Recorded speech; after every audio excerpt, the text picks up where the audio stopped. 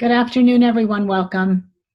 Thanks so much for joining us. We're really excited to have you all here with us this afternoon, and even more excited about the presenters and the panel of young people that we have joining us for this conversation about supporting young people during COVID and beyond, considerations for mental health and well-being.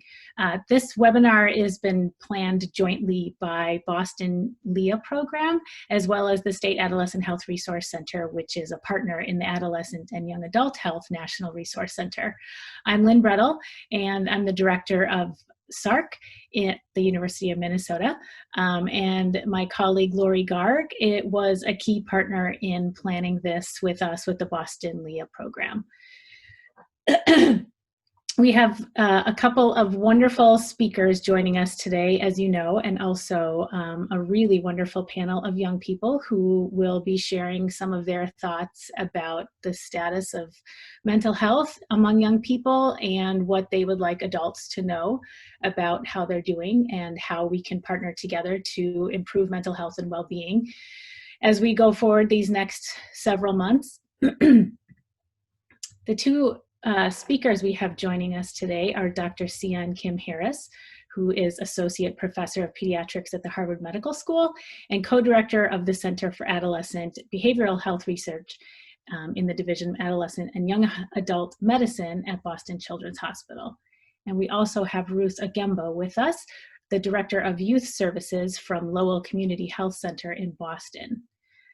I'm going to turn it over to Dr. Harris to start her presentation. And as she is sharing her screen, I'll just tell you a little bit more about her. Dr. Harris is an Associate Professor of Pediatrics at Harvard Medical School. And like I said, the co-director of the Center for Adolescent Behavioral Health Research in the Division of Adolescent and Young Adult Medicine at Boston Children's Hospital. She's conducted both clinical and community-based research, primarily in the area of adolescent substance use and mental health for over 20 years. Prior to joining the faculty at Boston Children's, she served as the project manager for adolescent and school health in the Office of Statistics and Evaluation in the Bureau of Family and Community Health at the Massachusetts Department of Public Health. She received her doctorate from Johns Hopkins Bloomberg School of Public Health. And we are thrilled to have Dr. Harris with us today. She's going to give us an overview of adolescent mental health and well-being and the status during COVID-19 as it stands now and some other thoughts. So thank you, Dr. Harris, for joining us today. Great, thank you so much. It's a pleasure to be talking about this really important topic with you all. I assume you can hear me okay? Just give me a thumbs up. Okay, great. All right, so I just have about 15 minutes to set the stage for you all.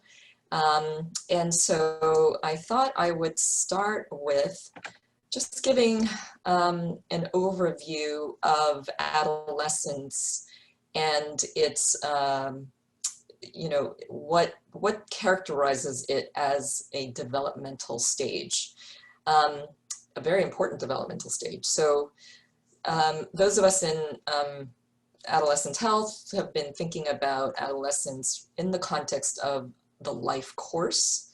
And I'm showing you this life course model where, you know, it's very much an important stage where there's the transitioning from, you know, the time of childhood and dependence to a state of independence in adulthood, and what is required to make that transition successfully. And that's really what we've, you know, what I feel like my work is in adolescent health. And so, so we, you know, think of adolescence as a key developmental transition period where during that time, individuals are building on the achievements of prior stages of development to then lay the groundwork for coping with the future challenges of adulthood. So I know I'm speaking to the choir here in saying, you know, this is a really important developmental phase that we need to pay attention to, because it sets the stage for all of the later life. So what are the main developmental tasks of adolescence? So I thought I'd start with talking about, what is important to be developing during adolescence. So just starting with the fact that it's, a time for learning the things and setting, the habits around learning. For supporting the adult life, and that we now understand that adolescence is the last sensitive period for brain development, that there's crucial brain development happening through those years, and that actually is very conducive to this major developmental task of adolescence, which is learning. And that, teen brains being highly neuroplastic are, they're very much able to learn quickly, which is, a time of both opportunity and, potential risk. We now understand that brain development is, a function of the predisposing genetics of, and the family heritage, but also that brain development is very much shaped and needs to, in order for development, needs to have experiences. And, of course, the family environment and interactions, the experience of really putting your energy and those 10,000 hours towards developing skills like, working on a musical instrument, a sport, interests and passions. And then, also the challenges of, how brain development might be impacted by substances that are addictive. So, these experiences are critical to the development of the brain that can, have a life course impact. And what we better understand is how the period of adolescence and young adulthood is a sensitive period for specifically the development of brain wiring, the sort of connecting up of different parts of the brain to create a lean, mean, efficient brain, that can process things very quickly. And, that allows for the higher order kind of the ability to have a more mature thought, and, be able to, come to conclusions more quickly about things, etc. So,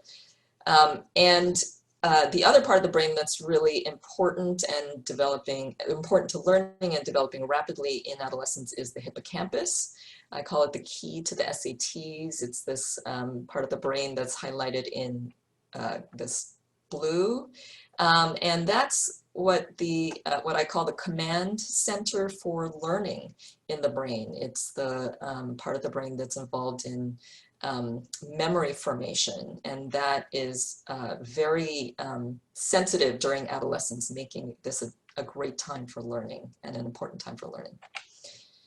So, with all that brain development, what is possible and happening during adolescence is cognitive maturation. And I'm going to highlight some of the theories and thought process of an important developmental scientist, Jean Piaget, who really looked at cognitive development through life and noted that adolescence is when we enter the highest stage of cognitive development, where we develop the ability to engage in abstract thinking, think about what might be. Now, this is part of that abstract thinking about, future possibilities, and where we have developed more and more the ability to really love abstract ideas like freedom and social justice, and come to hate exploitation, those kinds of abstract ideas. So this is the time when those cognitive capacities are developing.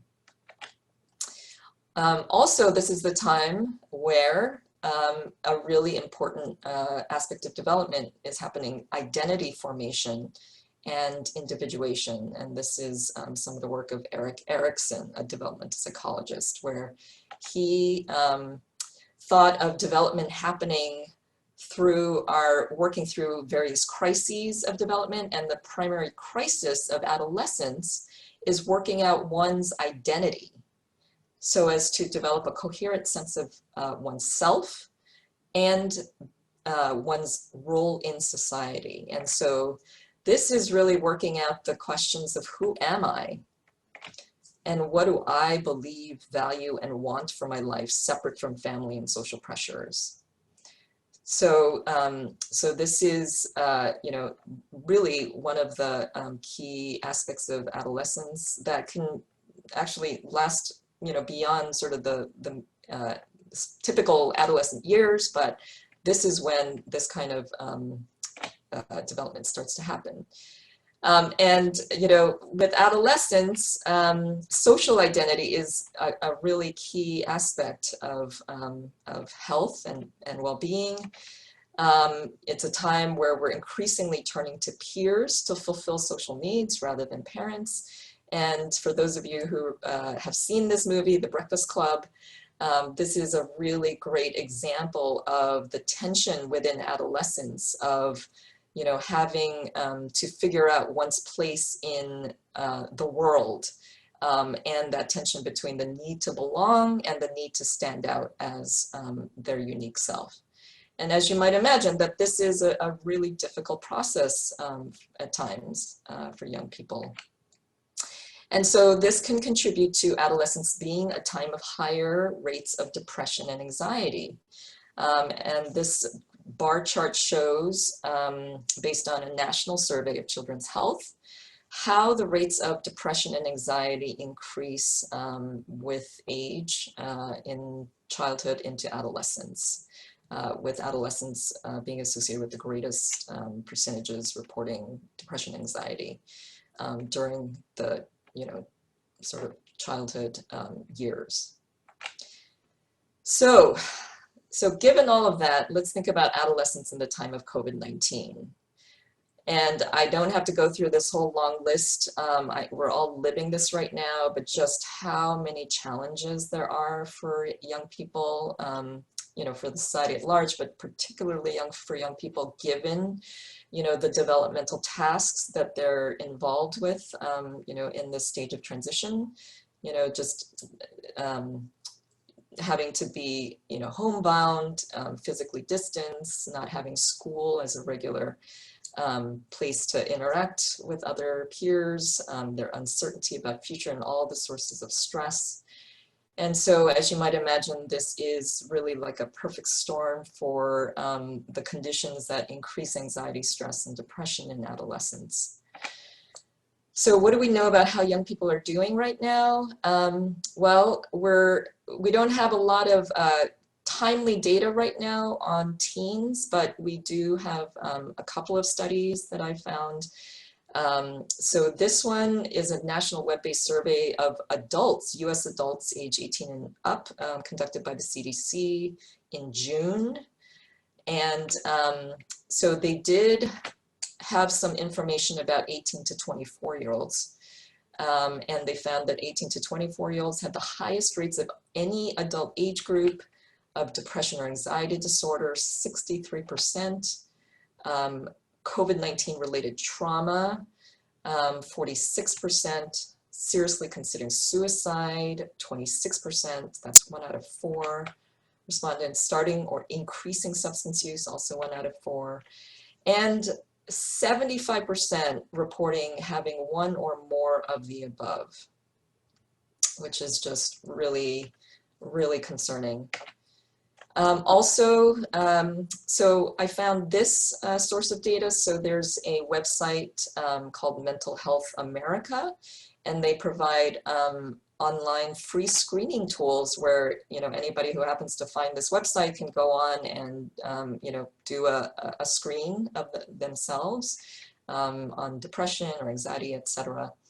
And they recently published a report of all of the thousands of screens that that people conducted on their website over the last several months.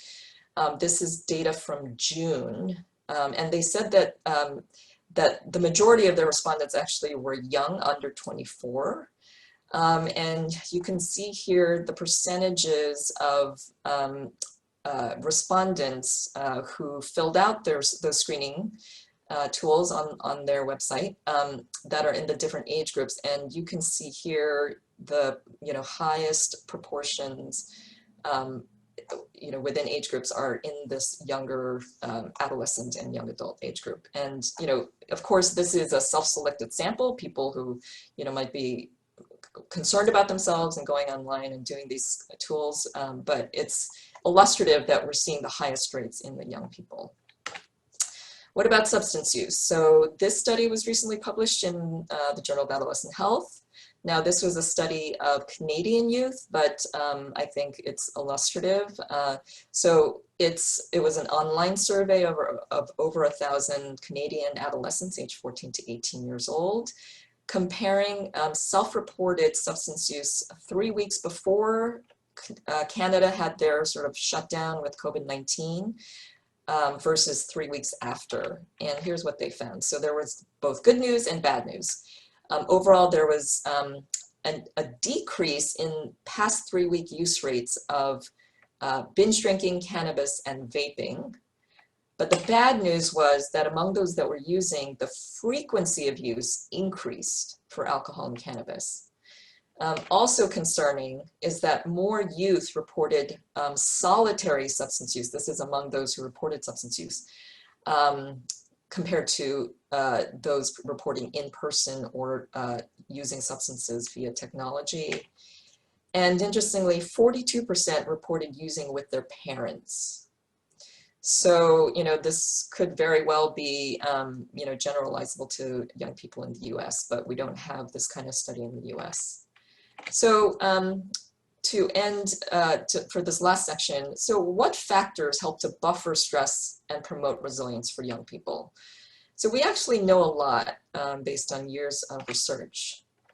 So one of the biggest factors is having supportive relationships in your life. And, as you might imagine, having those,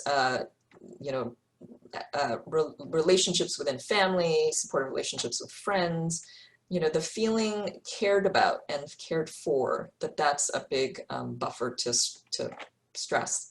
And there's a little bit of research in this area in COVID-19. This was a study done in Chinese adolescents during the outbreak there. And they looked at the effect of social support on mental health in Chinese adolescents. They found that compared to adolescents reporting high levels of social support, those with lower levels of support had higher rates of depression and anxiety. Family dinners, there's a lot of evidence that having frequent family dinners is a real protective factor. And this is where, there's the engagement that builds those supportive relationships for young people. Also, we know that the more cognitive strengths young people have, the more they're able to weather difficult times, and have greater resilience. And there's, all the work being done in positive psychology, highlighting character strengths. These are 24 character strengths that have been found across cultures to be associated with higher resilience and success in life. A lot of these are those cognitive strengths, the ability to be creative, to have perspective on things, to be curious, to persevere, to have leadership, etc. So social intelligence.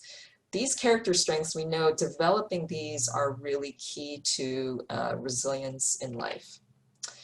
And speaking of creativity, just a really quick plug here, that there is an upside to downtime. So the story of Isaac Newton, you may have heard, that as a college student, the Great Plague hit England in 1655. He had to move home to his parents' farm for 2 years, where he had the sort of space to think about things and develop the theories, or develop calculus, theories on optics, theories on motion and gravity. So, you know, there's a real upside for some creative exploration. And we've seen lots of examples of teen creativity at work during the COVID times. Like here, there's a young man designing those face shields and, you know, making masks. So lots of stories of that. Another buffer to stress and supporting resilience, the sense of being capable and of value in society. So, you know, teens who are able to get involved in things, to have purpose, you know, activism, getting active for a social cause. There's, you know, all of those things that I've been seeing, and I'm sure that you've been experiencing in your teens. So just to wrap up, I thought this was a really great resource, and it's available for free. It's Finding Ordinary Magic in Extraordinary Times, Child and Adolescent Resilience During the COVID-19 Pandemic. That has, you know, a variety of these kinds of ideas in that article. So that's it for me. So thank you so much for your attention. Thank you so much, Sion. That was a really wonderful overview and gave us a lot of more thoughts that I might follow up with on the panel about, because I think many of the young people will be able to give us a firsthand impression of some of the data that you talked about. So thank you for that. Our next guest is Ruth Ogembo, who is joining us from Boston, despite her beautiful beachy background. Ruth was introduced to me through Steph Campbell, who is the Adolescent Health Coordinator in Massachusetts. And Ruth is with Lowell Community Health Services. And she's going to share with us just some perspectives, I guess, from the front line about how her organization has had to adapt and their work with young people and their clinical services, and kind of an overview of what she has seen the young people struggling with, and as an organization, how they have and have not been able to respond. So I will turn it over for your conversation, Ruth. Thanks for being here with us today. Yes, thank you so much for having me. Can you hear me okay? Yes. Yeah, so thank you so much. My name is Ruth Ogembo from Lowell Community Health Center. We are based in Lowell, Massachusetts. And our youth program called Teen Block, with Block standing for Building Leadership Opportunities and Community Knowledge.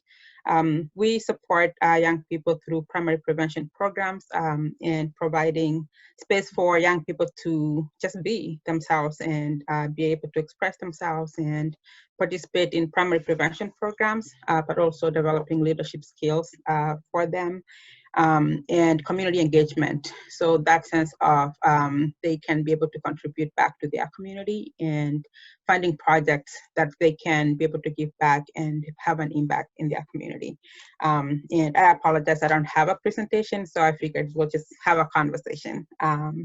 So for Teen Block, with the hope that by providing the space for young people and providing the services and the skills for our young people, they'll be able to reduce risky behaviors, which we know that when young people are engaged, they're less likely to be doing other risk stuff. And for our organization, we are a federally funded health center, and our mission is to reduce health disparities in our community. So by reducing risky behaviors for our young people, then we'll be able to meet the mission of the organization of reducing health disparities in our community. So that is what we do.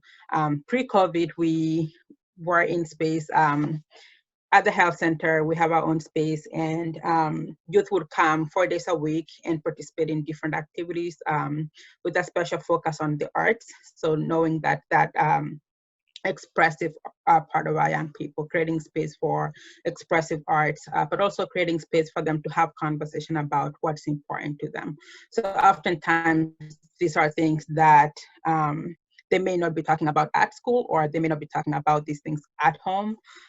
So being a space where they can talk about issues that are challenging young people and trying together to figure out how do we address those challenges that our young people are facing within the community.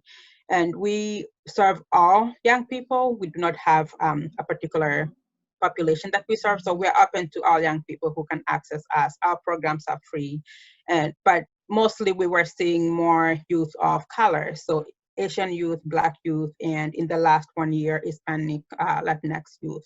So we were serving about 100 unique youth who are coming through our doors a month, which is quite a lot because we used to serve 80 youth a year. And so as of the 2019-2020 school year, those numbers really shot up to 100 youth a month. And the challenges, we are a gateway community in Iowa, so the challenges of poverty and all these other social determinants of health come to play.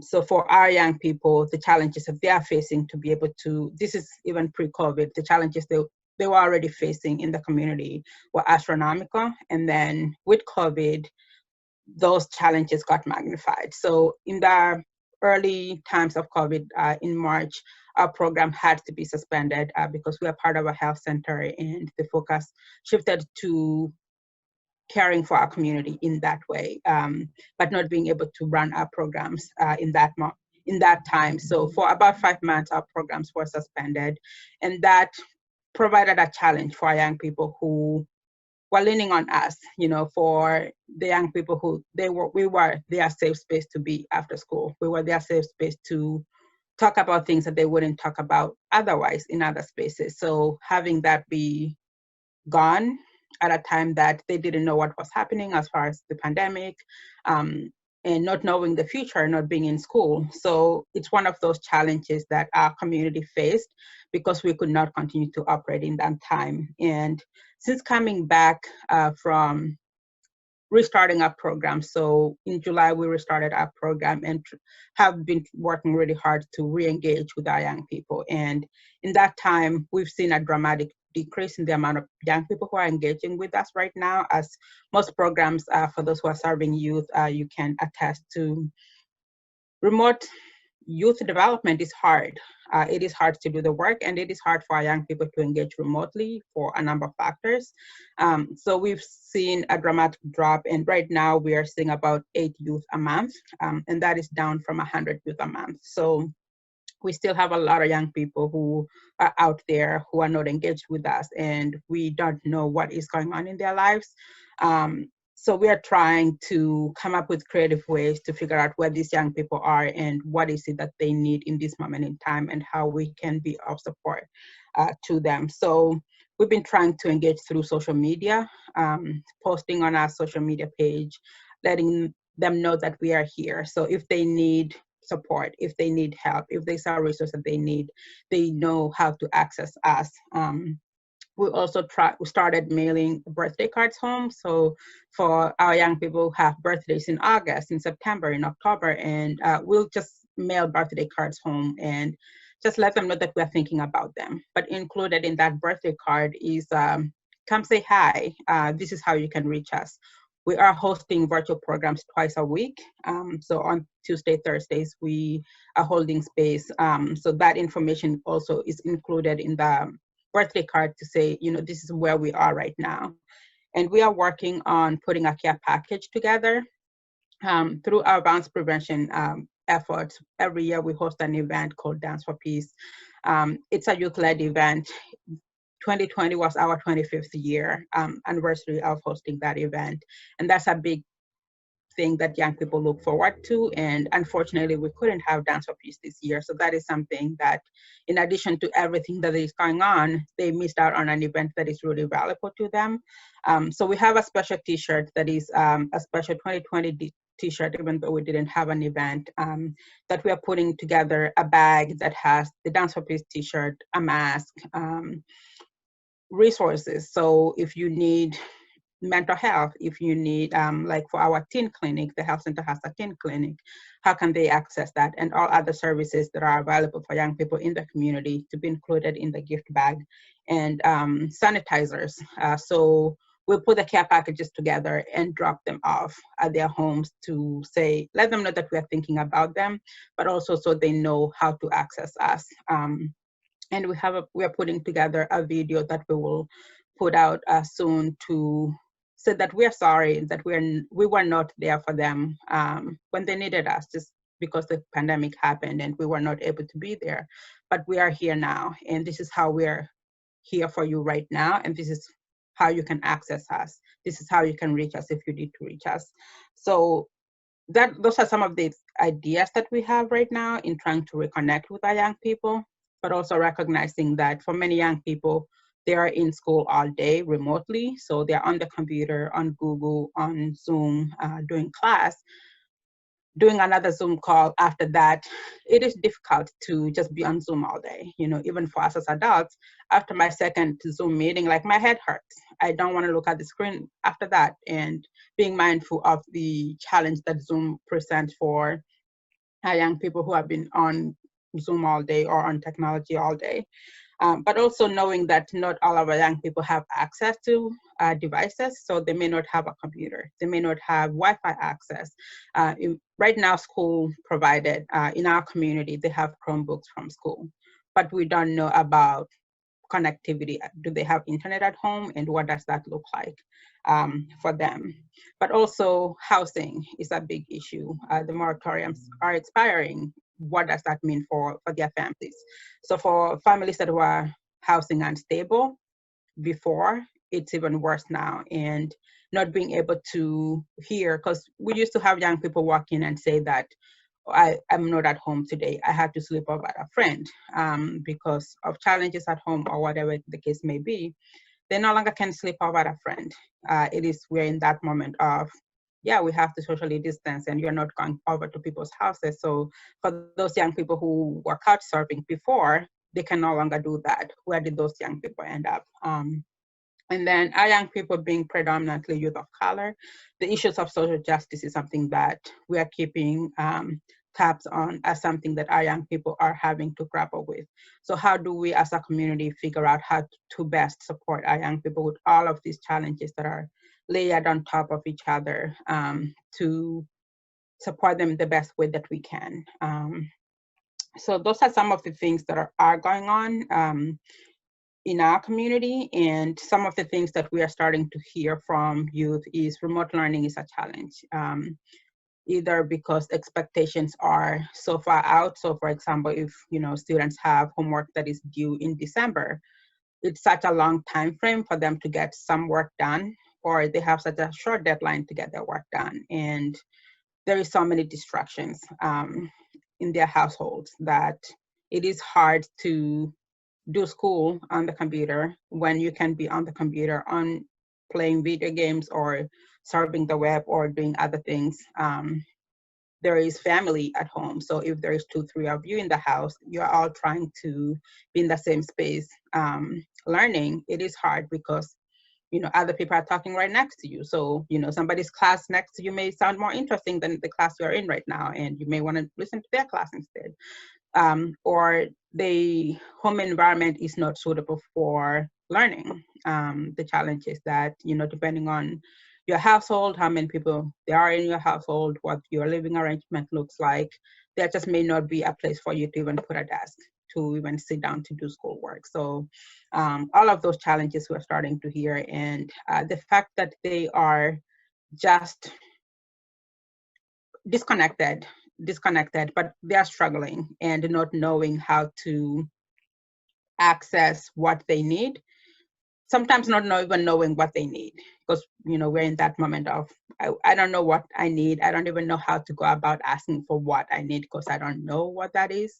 But also I think for us as program providers, something to keep in mind is how do we make our process so accessible that a young person can say that I have never been to that place, but I am willing to show up on a Zoom, to be able to participate. Because if we are having a hard time having youth that we were seeing at our doors coming through, it is even much harder for young people who never showed up at our doors to now show up on our Zoom call to be able to participate in that way. But even also recognizing that even for the youth who did come to our space in March, we had very shy kids who it was so hard to even show up at our doors and be able to say hi to our staff, and not to expect them to show up on Zoom. It's that much harder. So they do have a lot that they are going through. So if we can be mindful of making our programs as accessible, or making the process known of this is where you can go to get whatever service you need. And this is how you go through the process. Because now with people, you can't show up at anybody's door to ask for anything, navigating the world of computers and Zoom to get to anything, it is super, super hard. So something to be mindful of as service providers. Thank you so much, Ruth, for sharing all those insights and stories. I particularly love the birthday card example that you've all created. That seems like a really wonderful way to reconnect with young people, and maybe something we should all be doing for each other at this time. Thanks for sharing those insights. I would love to welcome the young people who've joined us on our panel. If you're willing to turn on your camera or at least unmute yourself so we can see who you are. Thank you for joining us today. We have 5 wonderful young people, and I can tell you that pretty much the best part of my week this last week was getting to know these 5 young people and hearing the stories that they have. I left each conversation feeling much more hopeful. So I hope that you're able to feel that way as well after hearing some of the insights that these young people have. They come to us from different parts of Region 1. One of our panelists is from Ohio currently. So I'm going to ask them some questions and have them share some insights about some of the things that Dr. Harris and Ruth shared with us, and just kind of share from their point of view. I see that lots of you are chatting in the chat box. Feel free to ask questions in the chat box, either of our speakers. If you have questions of the panelists, I'm not sure we'll have time to get to them, but we can follow up afterwards with all of you. And I also wanted to highlight that after the panel, we'll be putting everyone into small group breakout rooms that'll be facilitated by different state level folks or other community service providers. So you could just have a small group conversation about some of the things that you've heard today and possibly talk about shared resources or ideas that you have going forward. So after the panel, we'll be doing that. So without further ado, I'd like to welcome Owen and Kate and Ivy and Romeo and Talia. There she is. I'm just going to call on them one-on-one and have them introduce themselves. And as part of a way of introduction, introducing yourself to the group, if you just want to tell us from your point of view, Dr. Harris highlighted some of the challenges that young people are facing. We all kind of know. But if you could share from your point of view what you see among your friends and classmates or people in your community, what young people are facing, or what you would like adults on this call and beyond to know about how young people are doing. Maybe Owen, we'll start with you.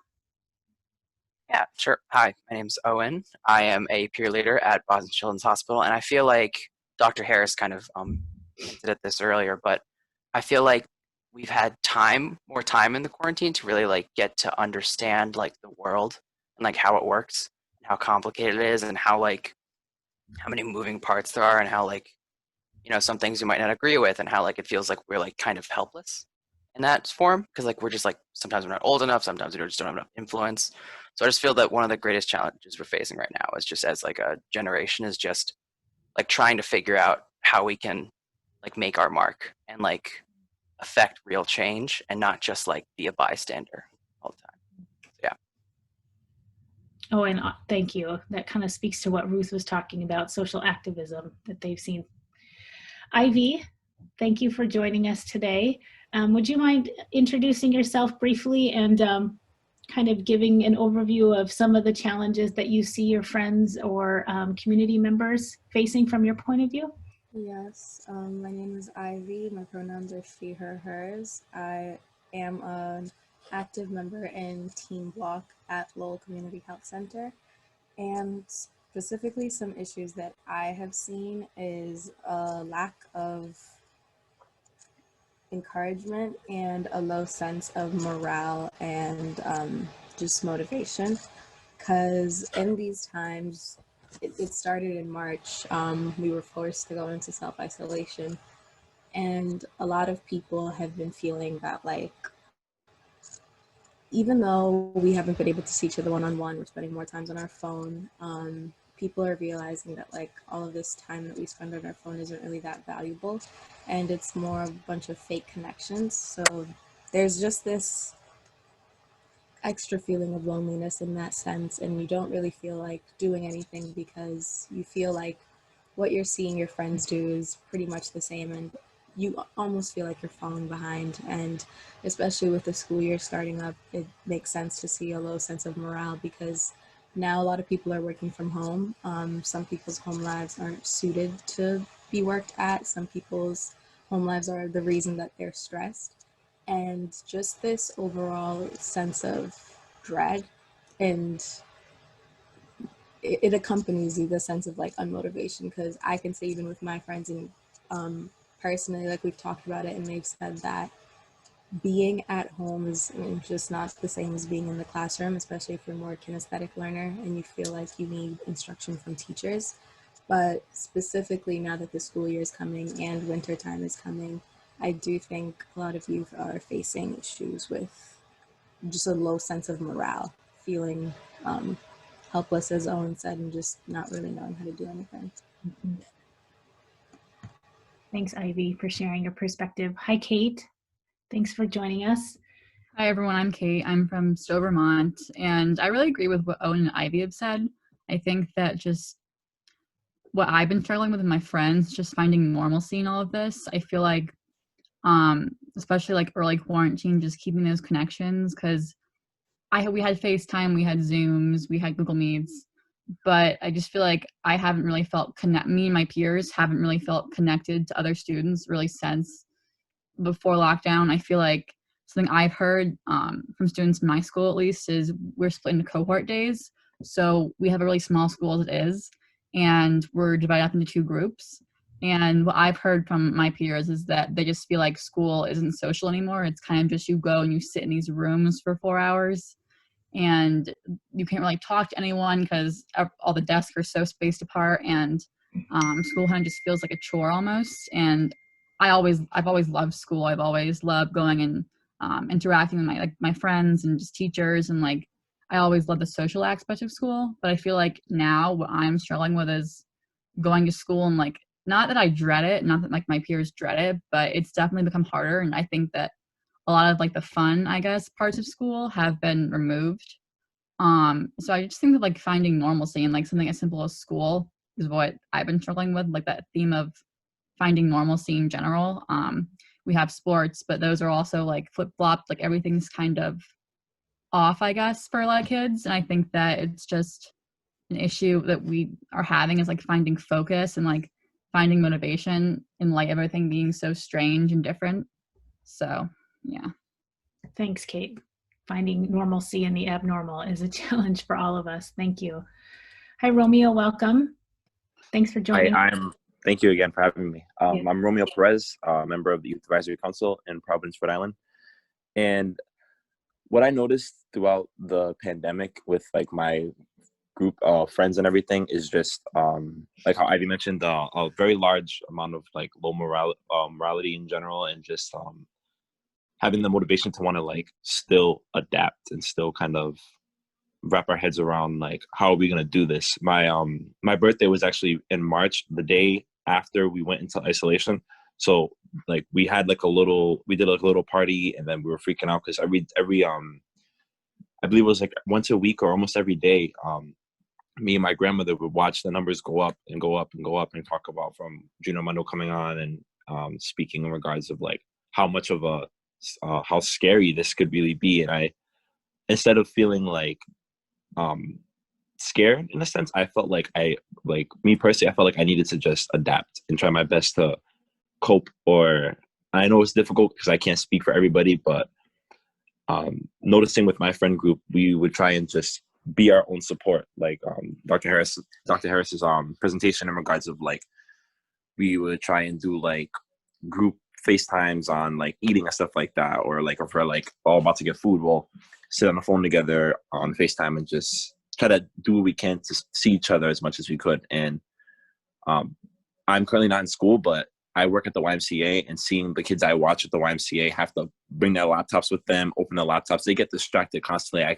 I'll catch a kid on like 1, 2, 3 games or some ridiculous thing like that, And it's like, you're supposed to be in a Zoom meeting with your teacher. And it's like, oh, mister, I don't want to do this. This is boring. And they'll close their laptop, and then I have to try and like really help them like focus in and try to really like push them to want to do this and want to get through this obstacle. And not only with adolescents, but there's kids younger that have a difficult time of understanding this, because it's like, I would just go to school, now I have to wear a mask and I can't touch a ball. Like when it comes to like, I have to sanitize and clean everything constantly. It's just more having to teach the kids to adapt, and being like a big part of my community with the youth. I try and find ways to help like almost de-stress the situation so they don't feel so overwhelmed. Some kids are more, I guess, they're more into it, as in terms of like wanting to stick with this. Like, all right, I'm gonna follow along, and I'm gonna join my Zoom calls, and I'm gonna be prepared and be ready for my meetings and stuff like that, and get all my homework done. But it's so difficult when they have a big gap of like, I have an assignment due tomorrow, then I have an assignment due in the end of the year, you know. And it's like, how am I, like, they don't know a big way of finding out how to do it, or they don't have the space. Another spot, another place too. Another topic I want to touch on real quick is just like having to find the right time and place to be able to do your homework if you don't have the YMCA or some kind of like community or place to go to, or if someone's doing, or if your at home dynamic isn't the best. So there's definitely been a lot of like low morale and motivation, but we try our best to really push each other and stay as optimistic and as motivated as possible. Well, I would guess that the young people you're working with, that their school is much better knowing that you're there helping them, Romeo. Thank you for that. Talia, thanks for joining us. Hi, everybody. I'm Talia Penner. I currently attend Ball State University. I'm my freshman year, and I work at Indiana Black Expo as the Youth Tobacco Prevention Coordinator. So my take on how I feel my peers or people around me are being affected by everything going on, I would definitely say that, especially with school, with my peers, like some of my friends would say, school almost feels like a chore. Like I said before, there's somebody said before me, it just feels like almost like we're not learning enough, because everything just feels like we're trying to meet a deadline.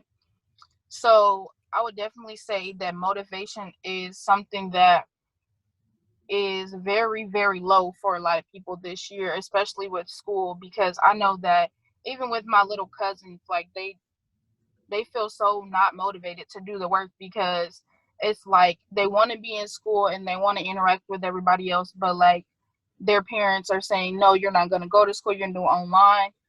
Even if they have the option to go into the building, it's just because they want to be safe because of COVID. But I think that motivation is definitely the main thing that I would say, because everything else, it just all plays a part in that for me. Thanks, Talia. So you all touched on motivation and how hard that is, and I think all the adults can definitely concur with that. We're all feeling similarly. So, and you're all here, and you're still going to school and maintaining activities, and from speaking to all of you, doing a lot of additional activities. So I would love to hear how are you coping, and how are your friends coping? And so what is it that makes you keep going to school and get through the tough days? And how do you see your friends? What strategies do you see them using that might be useful for the adults here to hear you talk about? Owen, would you be willing to address that?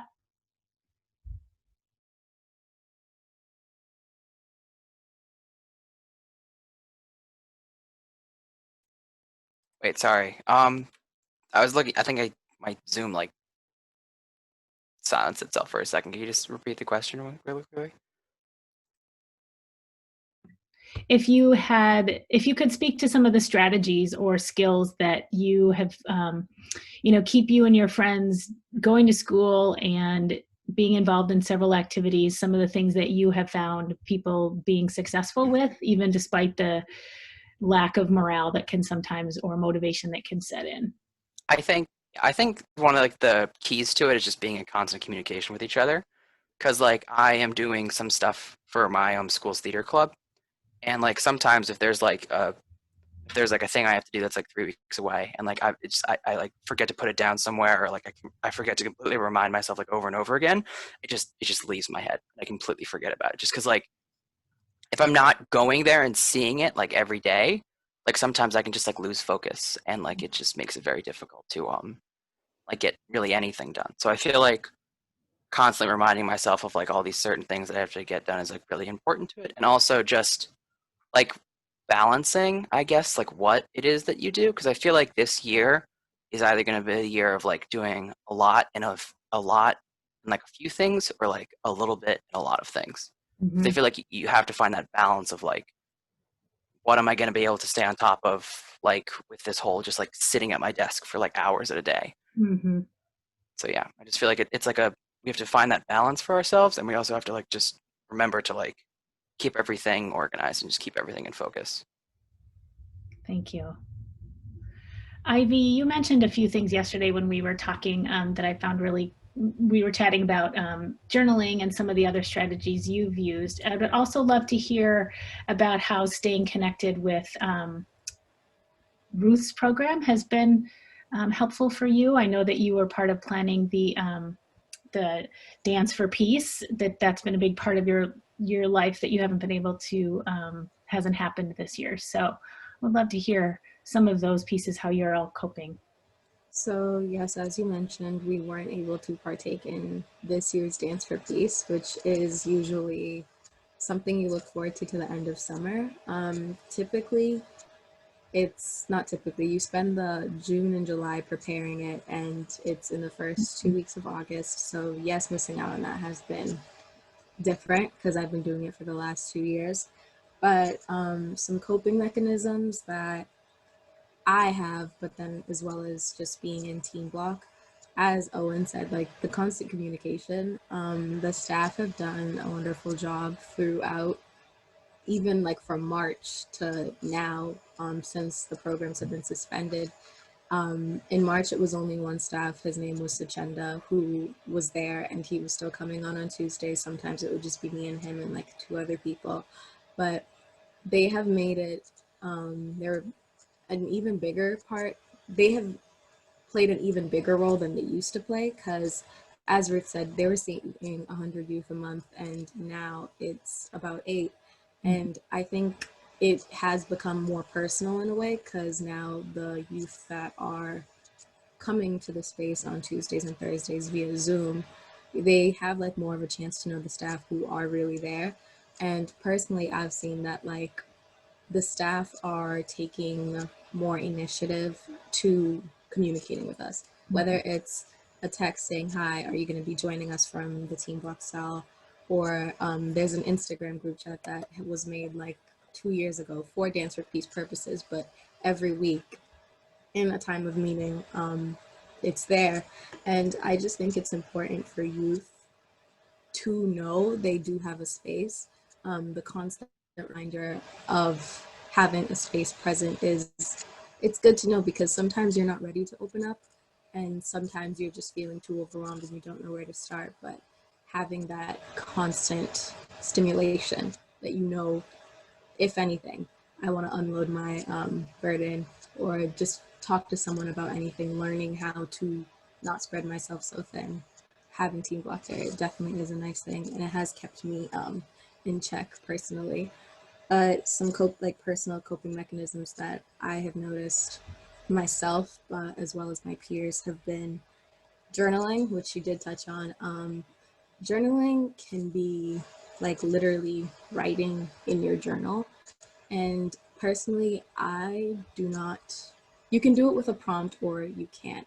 I do not journal daily, but when I do, it's usually a question that someone has asked or that has struck something for me to think. And I think journaling is very helpful because your hand and the pen move faster than your mouth. So after you've written, and you've realized you can't write anymore, you look back and you see the things you wrote, and you don't have time to second guess them because you're just writing, and then you really see the truth in what you mean. And in this time where we're spending so much time alone, if you are a person who fears loneliness or who just has realized, like, even, I mean, not just for youth, like you're a people person, you are a person. You are a person with thoughts, you have an inner monologue, and you can talk to yourself.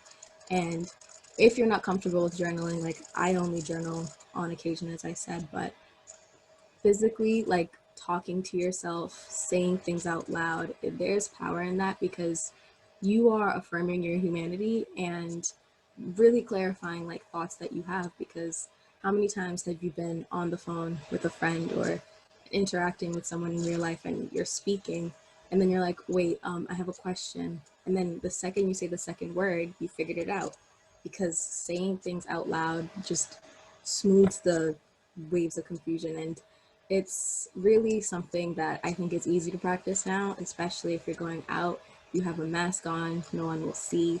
And if you're at home, just simply talking to yourself, you can look at yourself in the mirror, you can keep it down in your notes app. Really, if you don't want to journal, you can record a voice memo for you to listen to later. There's so many ways that you can talk to yourself when you feel like you have no one else to talk to, because you spend the most time alone with you, and it has been profound with that. And then, as Owen said, FaceTime. I'm a person who's always utilized FaceTime and phone calls. You get the same, you do get, in my opinion, the same quality of conversation as you do in real life. You hear how excited someone is when their voice, the pitch of their voice raises and they keep going faster. There's the awkward pauses in the conversations, the fumbles, the disconnects, sometimes you sit there in silence for 5 minutes. It's real. And with text, I feel like the simply is just not there. Like, yes, you have voice notes, but most people don't communicate in voice notes. And with phone calls and FaceTimes, it's good to see the expression and even to see yourself in that tiny little square that, okay, I really am with someone. And then also going on walks. So this is my last one, but like, I think this is a good time to go on walks, because if you suffer from social anxiety or any type of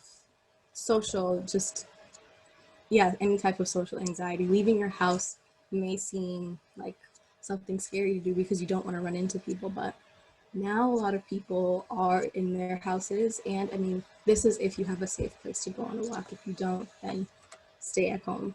But if you do have a safe area, just put your mask on, and especially with the fall leaves, it's very scenic this time of year. Just leave, creating a physical distance between your home where you think your problem lies and really kind of walking away from it is kind of empowering to me, because I find it sometimes that when I put physical distance between being at home and wherever I am, I'm able to think freer, because physically I can see that I am not in the same space that causes or holds all my problems together. So I think going on walks, just creating that distance, is very impactful and very good for yourself, because you're getting that exercise in and you're improving your cardiovascular system. So yes, those are my tips. Such wise and profound advice that you are actually a person you can talk to. Thank you. Kate, I would be curious, I think everyone on this call would love to hear about also how you see your friends coping, but in particular you were sharing about the BOSS program that you're a part of, and I thought that was really a great example of a way that young people can be involved in making things better in their community. So if you'd be willing to share about that, that would be great. Yeah, so my school, we have this in-school club. It's called BOSS. It stands for Bettering Our School Surroundings. And I'm going to be honest, we haven't really done a ton in light of coronavirus, because we had so much going on with school Zooms and just like school in general. But we're starting it back up now. But what we do normally is we get the youth risk behavior survey data, and we, like, whenever it comes out, and we kind of plan projects within our school based off of what we think needs a lot of, I guess, like work, or what students need to be educated on. In the past, we've done like Suicide Awareness Week. We have tabled at lunch, and we've had like a little game where kids can come up and they're asked a question or like a statistic about mental health, and they have like multiple choice answers they have to pick.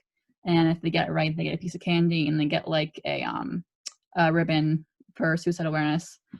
And we've also, I attended a conference, I think last November, and it was on You Matter. I'm not sure if anyone here is familiar with that, but it's on like keeping youth healthy and like mentally, physically, emotionally.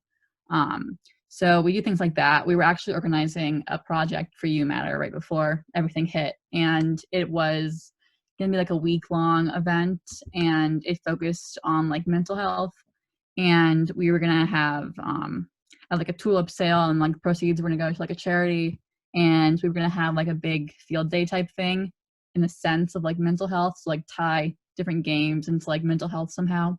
But that kind of obviously didn't happen because of the pandemic. But it was really cool to actually be involved with planning activities that were geared almost towards my school specifically, because I feel like obviously like the same issues happen in lots of high schools throughout the US. But I know my school personally, like substance abuse and just like sexual violence, stuff like that, that's a pretty prominent issue. And it's really nice to have some sort of role in educating students on how to, or understanding why it's important to, you know, be educated on their sexual health, or like why substance abuse, how detrimental it can be to them. And then something I also do is I'm also a peer educator. So going right back to like sexual health, I think that that's a pretty big issue at my school. So what I do through that is, I'm sure some of you are like familiar with that, but what I do through that is I'm kind of like a resource in my school, and students and my peers, and they can come ask me questions about anything they might want to know surrounding sexual health, like any like just how things work, I guess. Or like they can come to me if they just want to talk about like any troubles they're having, or if they want just a confidant for like their relationship or things like that. So a lot of it's like physical sexual health, and a lot of it too is like emotional, which I like that piece a lot. And so that's also nice to actually like get involved and interact with like students at my school one-on-one. It's definitely been a challenge so far with the pandemic, but I've like emailed them, and I'm actually making a video for like my school's announcements to get the word out more. And then we're gonna plan a big, we're planning like a Vermont youth summit, so students from all around Vermont can come in. It's virtual, obviously. They can come on in like December and kind of learn more about sexual health and empathy and just things like that. So it's really nice to have like an active role in kind of educating Vermont youth. So yeah, it's really nice to just actually like get involved and kind of just show the importance of things I'm passionate about to other students. Well, and it's a great resource for them as well to have someone the same age or roughly the same age to rely on for that information. That's an awesome resource. And I know that our partners on the call from Vermont will be interested in the summit that you're talking about. So that's great. So I think we were all really struck by the statistics that Dr. Harris talked about. 75% of young adults having some report of anxiety, depression, and how that has just skyrocketed during the pandemic. And I'm wondering if either Romeo or Talia, if you would be willing to comment about among your friends, how, or peers, young adults in your circle, how willing they are or are not to talk about mental health, and if they see themselves as having, increased anxiety or depression, and if there's still stigma attached to it, or if they're more open to talking about it. How do you hear your circle talking about that? Talia, do you want to go first, and then Romeo maybe? Yes. So I would definitely say that me and my friends, we have those types of conversations all the time. Just because I know that one of my friends specifically, they have like, I wouldn't say separation issues or anything like that, but definitely anxiety. Especially with everything going on. So like not leaving, thank you, sorry. But definitely not leaving the house or wanting to be around other people, or just having those types of issues where they just feel like they need to talk about it, but they might not feel comfortable talking with their parents or talking to a social worker or anything like that. So just being able to talk to us about that, I feel like my friend group is open to that. But I know that even with some of my friends that are not like in my close circle, I would say that that is a hard conversation to have because they don't want to be judged by how they feel, or they might think that there's something wrong with the way that they feel and just don't know how to go about talking to somebody with that certain situation. And yeah, I just think that it's all about the way the person has support around them and if they feel like they can go to somebody. So at my job, like there's just like our staff is really small, so everybody knows everybody. So if somebody has an issue, it's easy to just go to someone else in the office and just talk to them about what's going on, because there's such a small amount of people that they're able to focus on individual people at a time. So I think that it really depends on the environment that they're in, where they can get that help, or if they know that they have resources around them. Because I know that's a big thing, especially with schools. If there's a student at school and they might have a situation like that, and then they're thinking about it and they're like, well, I know the school has resources, but how do I get to those people? Or how do I reach out to learn more about those resources? So definitely just the environment and how comfortable they might feel about sharing that information. Mm-hmm. Thank you so much, Leah. Romeo, do you have any perspectives on that? We, like my friend group, we're very close. We all actually are a part of the Youth Advisory Council in Rhode Island. So Kathy knows my entire friend group pretty much. So, but we try and make sure, even if it's something small, we're not afraid to tell each other how we feel, whether it's we're feeling like extremely depressed or anxious of something. We're like my group of friends are very open. We try our best to have those uncomfortable conversations and build on that. That's what really builds a genuine relationship with someone, is being able to like, I could trust you with this information, and I know that if I really need you, I can call on you and I know you'll be there. So we try our best to do like even like daily affirmations, whether it's like we try and go to the gym. We do everything together. So we'll like, even if it's like subpar groups of our friend group, because my friend group is relatively big, but not like gigantic. But sometimes it'll be like, oh, this person's at work, so I'll shoot him a text and be like, like you're a goat, you got this today. Don't let anything like get into your mental space, and like you have all this amazing opportunities and amazing energy to put out in this world. And we just try our best to keep daily affirmations going as best as we can, or even if it's weekly affirmations, or we'll like do we try to keep you try to stay close and stay what's the word I'm looking for, like connected, and make sure that if one person is down, like almost like a train, like if one wheel comes off, we have to make sure we're quick enough to fix that or accommodate to that person. And we try our best to push towards optimism as best as possible, because sometimes it's difficult, especially in this day and age, being young and having to really like tiptoe around things, wear a mask. Some people have a difficult time wearing a mask, and it's more about just trying to push positivity at the end of the day, like healthy positivity. I love the visual of a train or everybody being linked, and so you're all helping to keep each other on track and together. That's a great visual, Romeo. We probably have time for just one more question, although I think we would probably all love to spend the rest of the afternoon chatting with all of you. So I guess as far as parting words go, Dr. Harris and Ruth were talking about how to make services accessible for young people, and some of the things that we know that buffers young people from stress, or all of us.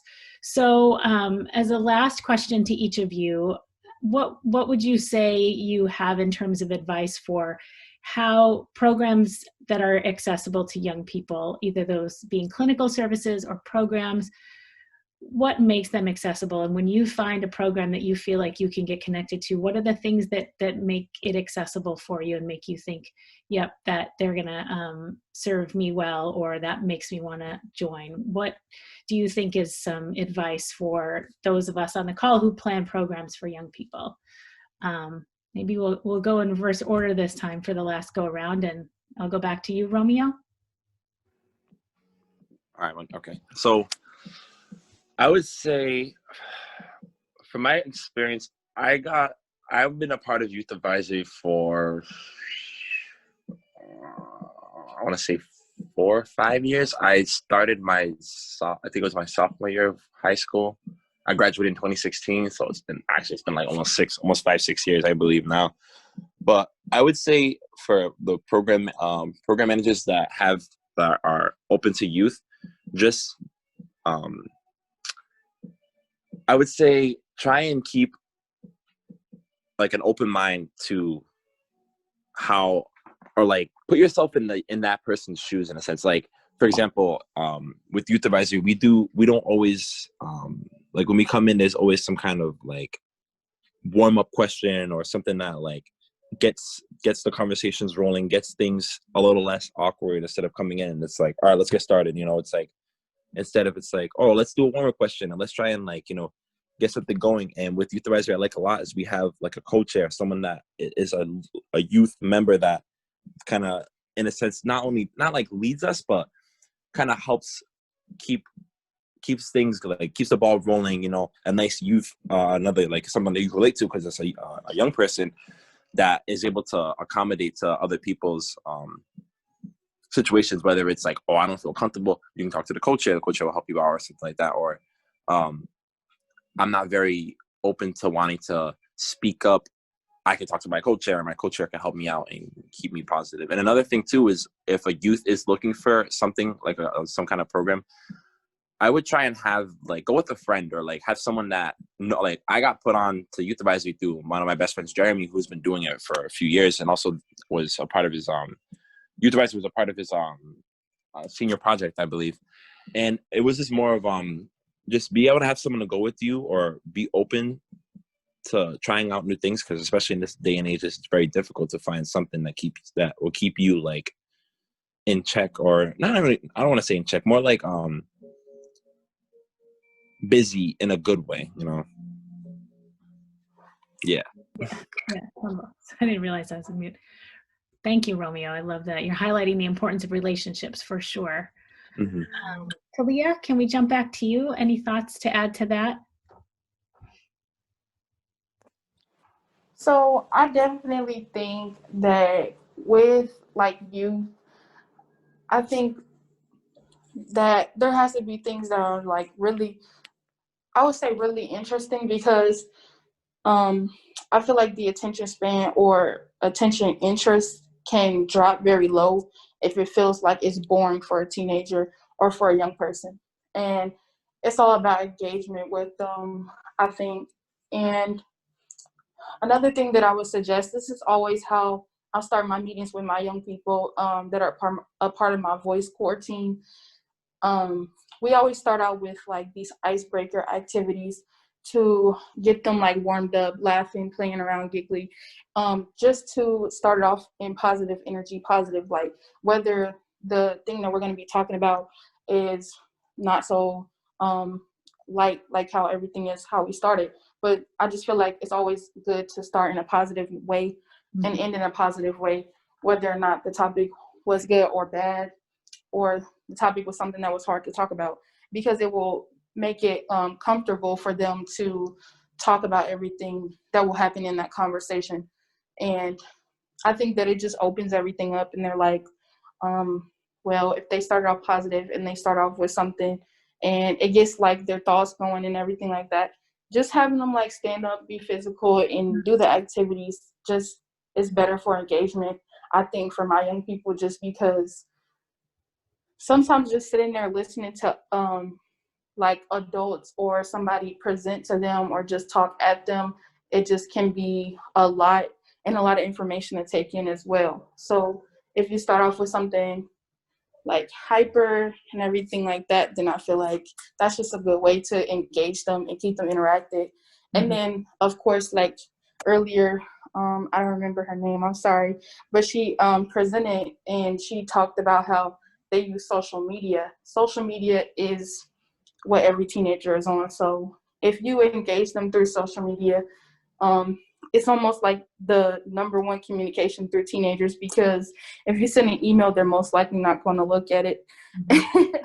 Or if you send them through pretty much anything else, if you send them a text message or through social media, I feel like that's the main thing. So definitely interacting through activities and through social media is what I would say.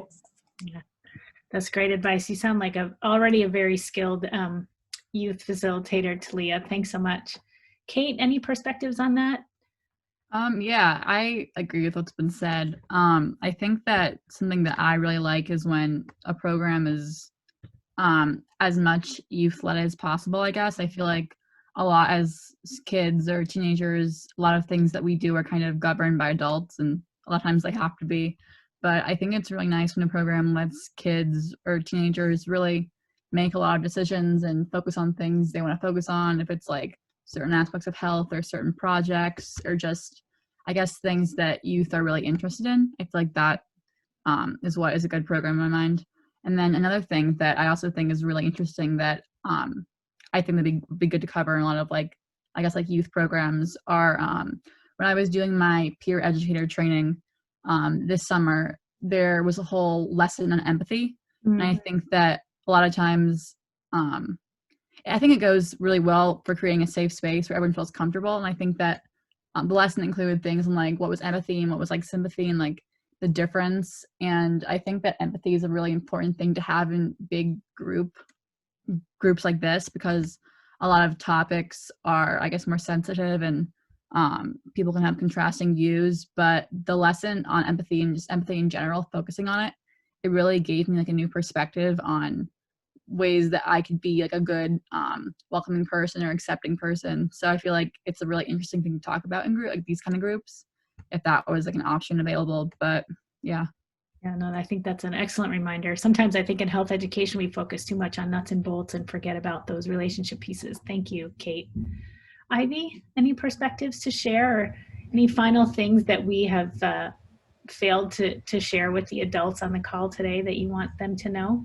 No, I agree with everything that's been said so far. And like specifically, I would like to give an example of how everyone has said, start with a question and leave off with something positive too. Like at Team Block, we always have a mood check question. The staff always do have an agenda, but the mood check, how everyone's feeling, will usually depend, like affect what we do. If this was in-person programming, like let's just say the workshop was like volleyball or something and everyone's mood was really low, we would adjust to that. And then a question that we always have on Thursdays is, what's something you're going to do to take care of yourself this weekend? So again, focusing on that end, but like also giving you a call to action. And to adults and people in these spaces, what makes it accessible is, I think, the fact that you're able to go to someone and the barrier of like the information that you didn't know, the technical part of it, the grants, the people, all of that, you don't have to worry about. The youth services and all that do that, you just come to them with whatever you say and they'll take care of it. But something adults can do is, as you do put yourself out there, don't be discouraged if you're met with silence from teens, because sometimes people just don't know how to ask for help, and sometimes all someone can need is that push to know that you're there. And when you do keep, in a way, hounding someone to open up, it kind of gives this message that you feel entitled to their emotions and entitled to that part of them, when really no one's entitled to that part of anyone, but it may just push for them to feel like, okay, maybe something's weird, I'm not gonna open up to them. And then also be verbal, like be extremely explicit about the services that you will offer to that teen. If I'm coming to Ruth, for example, I'm using her because I know her personally, and I was requesting information about grants and funding for a project I wanted to have. And Ruth said, I do not know how personally I cannot help you with that, but here's someone who can. Or if you are just reaching out to a youth, be explicit about the service, like what you can bring to them. I'm here if you ever want to talk about anything. Anything is not, it's too general of a term, and it kind of shows that you're afraid of even talking about what they may say. I am here if you ever are feeling anxious. I am here if you're feeling depressed. If you want to talk about activism, if you want to talk about testing, STIs, like anything, be extremely explicit in saying it, because now they know that you don't fear the label and it is something that is open for discussion. And that's what I have. Yes. Thank you so much, Ivy. I think that's great advice for adults to be specific. Oh, and we started and ended with you. We're going to give you the final word. Parting words about how programs can be accessible for young people, or what you just want to leave us with this afternoon. Yeah, I think all of these programs are like incredible opportunities to help people, like, you know, learn about themselves and maybe like help themselves to like, I don't know, like improve their situations. And I feel like it's a really good opportunity that you guys are providing. And so I just think one of the biggest barriers is just like getting it out there and like getting them in the door. Because I feel like, well, on the Zoom call, I guess, but like, it's like, I just feel like a lot of people just feel like they have to like work it out themselves and like do it all themselves. And I feel like just sending out just like a quick informational thing to like anyone you can, like all of the support groups that you have access to, like even like schools, like guidance counselors, maybe even like popular teachers, or like just get people to like put it up every weekend. Because so many people like have like a very small tight knit support group and it's good for them. But I feel like just like getting that feeder in there to those like support groups and just like bringing them into the fold would be really good, and just like really good at getting it out there. Because I feel like word of mouth and social media are just like the most popular tools you can get. So just like getting at like anyone who has any sort of like meaningful connection to like anyone you like want to get the program to, I just feel like it's really good to contact with. Because just like if you get it in there, it spreads. It's just, you don't have to do anything after that. So yeah. Mm-hmm. Absolutely. Great reminder about word of mouth and social media. I can't thank all of you enough for your time and your insight. It has been wonderful and given us all so much to think about as we move forward planning our programs. Ivy and Owen, Talia and Kate and Romeo, thank you so much for your time. We're really, really grateful and gave us lots to think about. We're going to move into our breakout groups now. The young people are, I know some of you have places to run to, but you're all welcome to stay and you'll be put into a breakout group as well. So you should either, feel free to stay and have further conversation or leave if you need to. And we thank you so much for joining us, whichever way you're able to participate. So now you'll all be moved into breakout groups. We're running a little bit behind, unfortunately, so they were scheduled to be till 3:45, but if you're having a great conversation, there's no need to rush. The Zoom call is going to stay open, so you can keep talking in your small group breakout room until 4 o'clock, or as long as you need to, I think. It would be great. Every small group will have a facilitator. And if you could just figure someone out, decide who will be a note taker. We're not going to join back as a large group at the end of this. But if you have notes or things that you want to follow up on, myself, Arena at SARC, or Lori with Boston Leah, we can follow up with all of you and connect each other and make some share thoughts and ideas. So I just want to thank you all again for joining us today, particularly our speakers and the young people. And please be in touch and connect with us how we can keep moving forward to work on mental health for young people and resources. So with that, you will be tossed into your breakout group. So you just have to click the button that says to accept. So thank you so much.